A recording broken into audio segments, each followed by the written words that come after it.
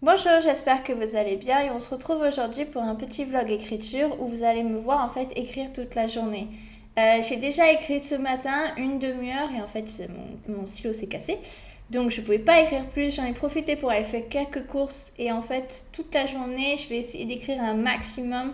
Peut-être que vous avez déjà vu dans certaines vidéos, normalement j'écris sur des petites plages horaires et j'écris pas énormément par jour. Donc là je vais essayer vraiment de me booster et de voir si je peux écrire environ 2000 mots aujourd'hui.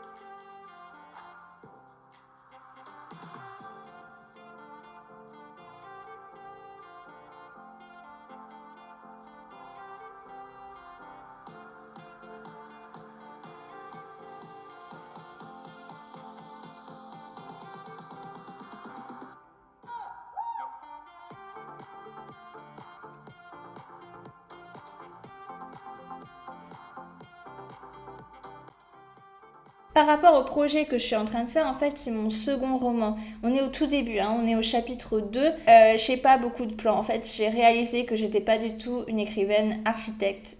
Quelqu'un d'architecte, en fait, c'est quelqu'un qui va vraiment planifier tout son roman de A à Z avant d'entamer l'écriture. Moi, en fait, j'ai réalisé que non, ça marchait pas du tout comme ça. Il fallait que l'histoire arrive et c'est au fur et à mesure de l'écriture que l'histoire se développe petit à petit. Je dois dire tant mieux parce qu'en fait, là, la scène que j'ai écrite ce matin, elle est plutôt sympa, elle est plutôt drôle. Je sais absolument pas ce que je vais garder au bout du compte, mais pour l'instant, je m'amuse bien à écrire. Donc, on va continuer comme ça.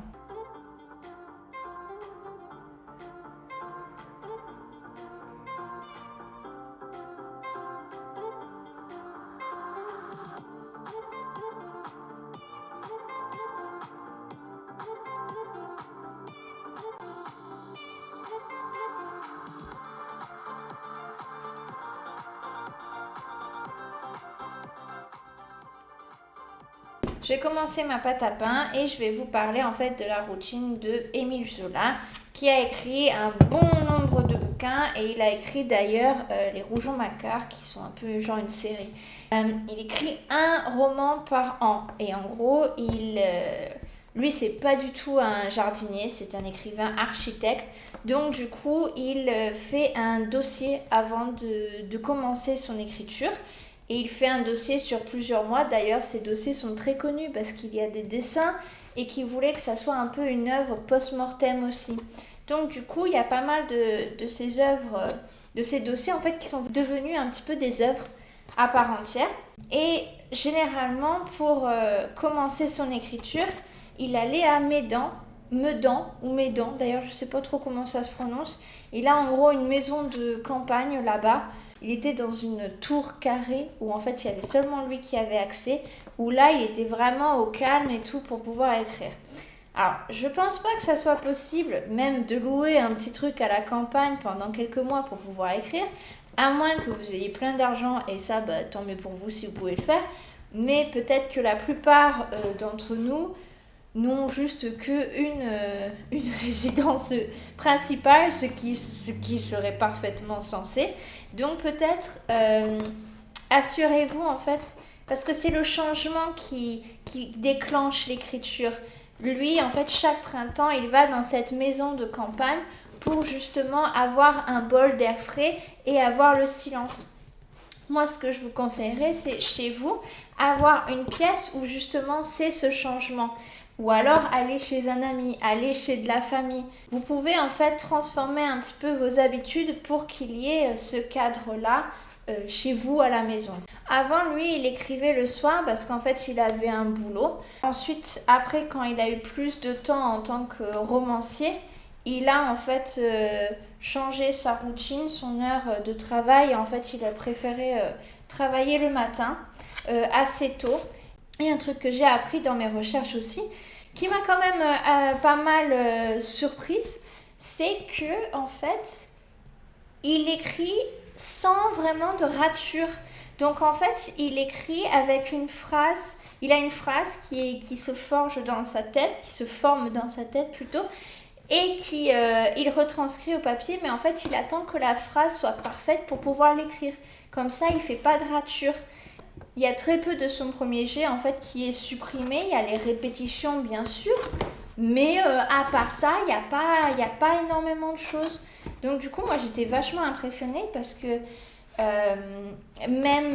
alors bon, j'ai pas de dossier d'écriture, mais moi généralement mon premier jet, il y a quand même beaucoup de répétitions, il y a beaucoup de mots assez vagues, je suis pas très heureuse de l'effet de certaines phrases, donc du coup la réécriture est plutôt longue, alors que lui du coup la réécriture n'était pas... il dit que le tout début, le premier chapitre, c'est le plus difficile et qu'en fait du moment que l'écriture s'emballe, il la laisse faire et en fait du coup l'histoire, si je commence à pousser la table, l'histoire devient de plus en plus facile et à la fin elle vient toute seule. Alors que je trouve, pour moi au contraire, le début vient facilement et c'est ensuite au milieu, comme j'ai pas de plan, où je me dis bon qu'est-ce que je fais avec la situation initiale que j'ai là. Et après, il y a des bonnes idées et puis il y a des moins bonnes idées. Ça, on voit un petit peu les intrigues qui arrivent, qui marchent pas. Je sais pas s'il a fait construire sa tour carrée, du coup, parce qu'il est au sommet d'une tour pour écrire.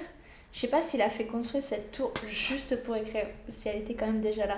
On va tous se mettre à construire des tours pour pouvoir écrire. C'est le rêve, n'empêche ça. Être tranquille dans une tour. Plus avoir à en bouger, juste écrire. Mon pain, il est assez fait là, je vais pas trop le surtravailler. Aussi, Zola, en fait, il écrit sur des petits feuillets où en gros, du coup, il y a 20 lignes, 20-25 lignes. Alors, je n'ai aucune idée de combien ça représente en fait de nos jours parce que j'imagine que les livres poche en fait ont un petit peu changé. Donc du coup, le format, je sais absolument pas combien de mots du coup il écrivait par jour. Mais en tout cas, c'était généralement une page, donc un feuillet de 20-25 lignes.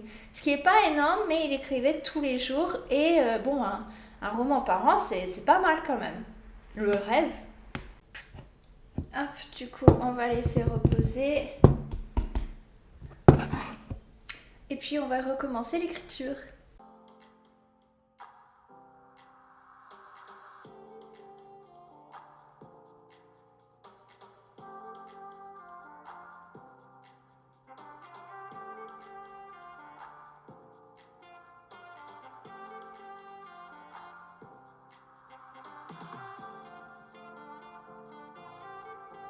Au moment où je passe, le lendemain matin, voilà, j'ai écrit un petit peu plus pendant la soirée et au final, je suis arrivée à 1226 mots, donc je suis très contente. On est loin des 2000 mots que j'espérais, mais en même temps, c'est le triple de ce que je fais normalement. Donc je suis très contente avec ça. Et en fait, ça m'a vraiment motivée, ça m'a vraiment donné un petit coup de boost. Et je vais vous partager quelques petites choses que j'ai remarquées pendant cette journée. La première, en fait, c'est que j'ai une période creuse un petit peu. J'ai vraiment vu que j'arrivais bien à écrire le matin et j'arrivais super bien à écrire le soir. Mais le milieu de journée, en fait, c'est le moment où, dans la vidéo, vous avez vu, en 1 heure, j'ai pu écrire que 200 et quelques mots. Parce qu'en fait, je n'arrivais pas à me concentrer. J'avais faim, je devais appeler pour un rendez-vous. Il y avait plein de choses qui me parasitaient l'esprit. Donc, du coup, je n'arrivais pas à me poser vraiment et à écrire.